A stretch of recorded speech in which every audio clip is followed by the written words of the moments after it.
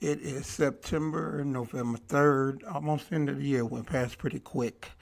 This is your man, Sir-Earl, episode number 37.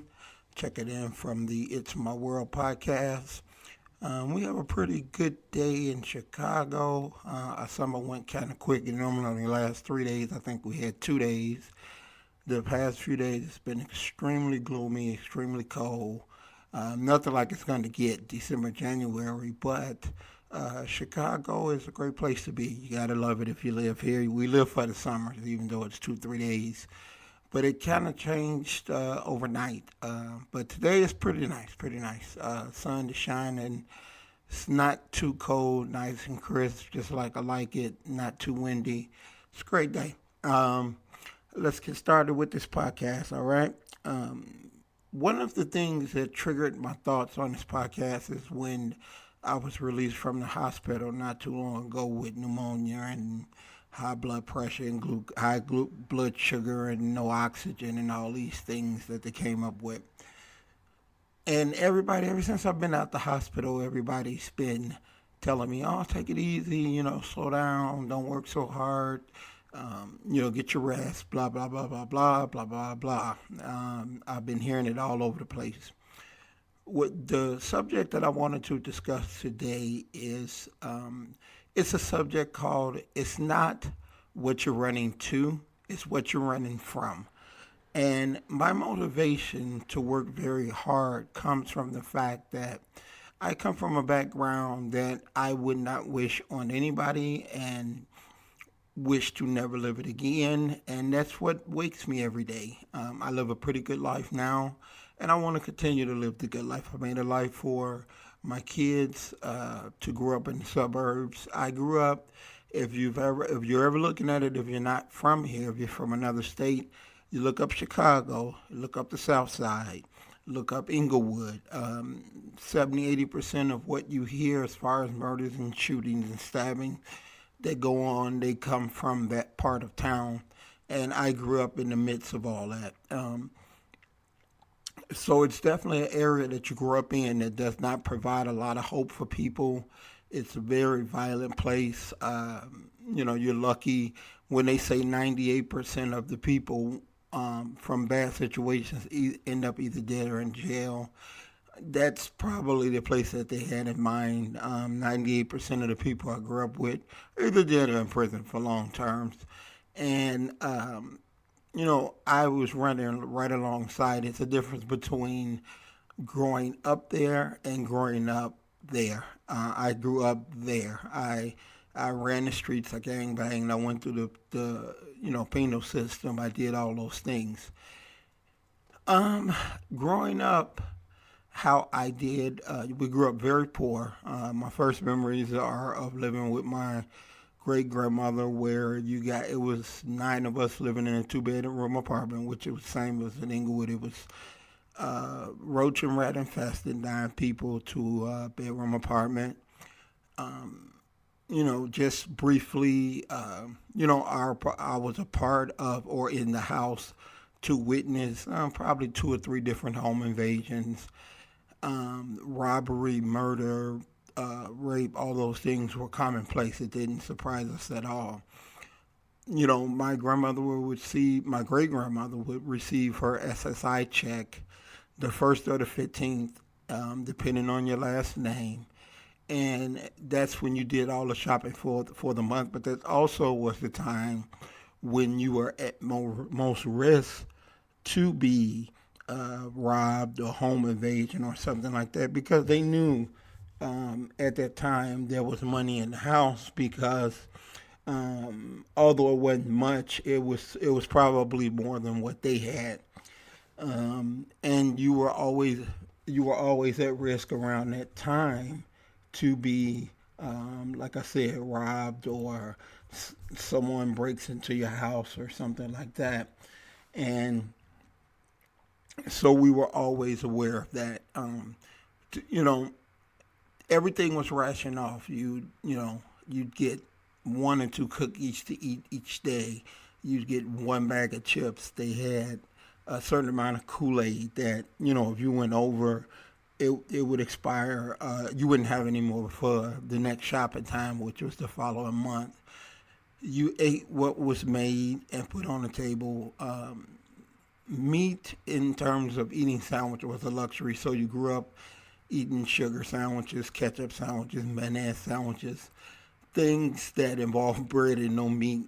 It was a very poor experience, but I always have this saying that life happens for you, it doesn't happen to you.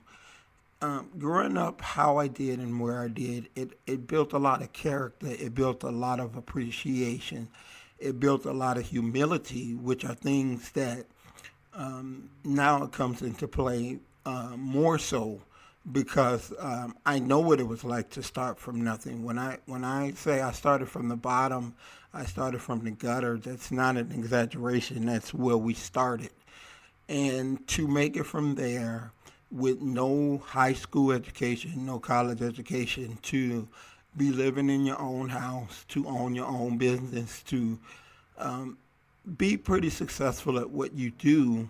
There's a long way to go, but I've come from a long way. Those are things that I am very appreciative of, and I'm very humbled that I was that my God saw fit to allow me to experience and live those things when so many friends that I had wound up dead or in prison for long stretches, and I'm very humbled by that. Um, so it did a lot for me, not to me. But when I wake up every day, the drive that I have, it stems from the memories of that, from growing up like that, and never wanting to return to that in no shape, form, or fashion. So it's like a speed limit on the expressway. You get on the expressway, it says do 55. You do 55. You don't drive 30 and say, well, hey, I'm taking it easy. You do what the speed limit says, if not more. And that's kind of how I live my life. I know one way to work and to accomplish the things that I have, and that's to get up every day and work like there's no tomorrow because, as we all know, we're not promised tomorrow. So there could not be, you could wake up and uh, the next day not, and there's no tomorrow. I've lost a lot of friends. I lost my cousin. I lost my dad. I lost my son.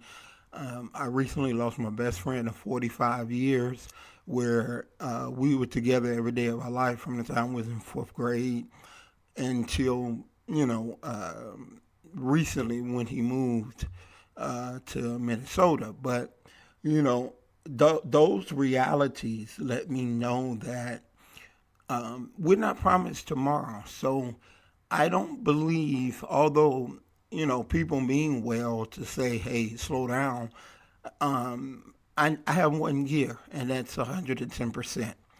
So when I wake up every day, other than, waking up, doing my meditation, doing my prayers, doing the things that put me in a positive state of mind, once those things are done, it's go time. And that's just, I'm striving to get to a certain point, and that point is to be the greatest at what I do. I want to leave a legacy. I want to leave something for my kids to say, hey, look, my dad worked hard, and he left this or he left that, money, businesses, real estate, whatever it may be. But I just don't understand or see how you take it easy, how you sit back and you do nothing, how you take your foot off the gas, how you don't push to achieve 110% of something on an everyday basis. I don't quite understand how you do that. I only know one way to work, and that's to get up and get it done. And the other people that I know, that work hard, that get up and they do what has to be done. Maybe what they're running from is not that bad. I had a client who grew up in South Beach, had money, and and all those things. So maybe that memory is not so horrible that it's not that bad. It's not. Hey, if I had to return to South Beach with parents that had a lot of money and I lived a great life and all those things, maybe I don't have to get up and work harder. Some people feel they do, and to them, maybe they do. To me, I come from nowhere. I come from the gutter. I come from where you shared a house with rats and roaches, and we were at a point at one point in our lives that if you opened up a box of cereal, you were allowed one bowl of cereal a day, and it was rationed off of that. If you open up a box of cereal and saw a roach in there, which pretty much happens every day, or did back then, you remove the roach and you eat your cereal, because if you didn't eat it that day, you missed out because that's all there was. So you learn to just do things that allows you to overcome that situation. And we knew a lot of people that were like that lived where we lived. So it didn't seem that uncommon. If you wanted, I know that if you wanted something from the store, candy or something like that, we didn't have parents that would say, hey, here's a couple of bucks, go to the store. We had to walk down the street to my grandmother's house, and we had to get their old pop bottles, which you could leave with back then you left a deposit on bottles. So if we wanted something, we had to go get those pop bottles, and we had to go to the store, and we had to get the refund, which I think was a nickel at the time per bottle. And that's how you bought your candy. And we got teased all the time. They called us the PBHs, the pop bottle hustlers. And we would come down the street, and you'd have a cart, one of those little red carts full of pop bottles. And pop bottles make a lot of noise. And they'd make fun of us, call us PBH, which didn't matter to us because, we were going to the store to get candy. But that was the poor cracking on the poor. We were poorer than poor. The poor people made fun of us because, they didn't have to hustle pop bottles to the store, but we did. And, from that, as I say, life happens for you. I learned to not give a damn what people think. It doesn't matter. My goal then was to get to the store and get candy under any means necessary. And that was one of the means that was afforded to us. So, it was either care what people say and not have candy, or don't care what people say and get your candy. Well, to me, it was more important to get my candy. So, we sustained the ridicule and the laughter and the pointing fingers and the calling us the PBHs, pop bottle hustlers, and all those things because it was important. It was more important for me personally to achieve the goal. And so I wake up every day, and in spite of what people say, like I say, they say it in good faith. I must reach my goal. I want to be financially secure. I want my kids to be financially secure. I want to build a fitness empire, and I want to be the best that ever did it. So I only know one way to go with that, and because I don't have someone that can come along and help me with deep pockets or banks that'll give me a loan or anything like that. So I've got to get up every day, and I've got to figure out how to accomplish this goal.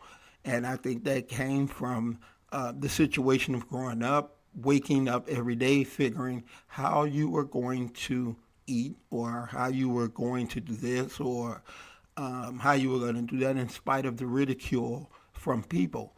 So, that's what I learned to do, and that's what I do to this day. So, as I always, the message that I'm trying to get across, I've learned that it's not what you're running to. I'm running to something that's pretty substantial. It's what you're running from. I wake up every day and I run from the memory of the deaths that I've experienced and witnessed, the poorness, the hopelessness, the growing up roaches and rats and, and all those things. I'm running from that. Will I ever return to that? I highly doubt it. But just the memory of it makes you never want to do without, lack or having to move from a situation that you work so hard to get to. So I wake up every day and I work very, very hard. I get up at 5 in the morning, and I'm not back in bed till 12, 1 o'clock at night. And all the time is spent grinding, creating, trying to get ahead, trying to accomplish the goal. So I take it all in good meaning from people that say, "Hey, look, slow down, take it easy, take a break, take a vacation." But I only know one year right now. When these goals are met, maybe then I could take it easy. But for right now, I gotta go. I gotta do what I have to do. So that's my message for today. It's never what you're running to; it's what you're running from. And if you're a hard worker, never feel ashamed about it. Never feel like you have to apologize for it. You get up and you do what you have to do for you and your family to make it. So that's the point I'm making. That's the point I'm getting across. And until next time, be kind to each other, be positive, and it's your man, Sir-Earl, signing out. Peace.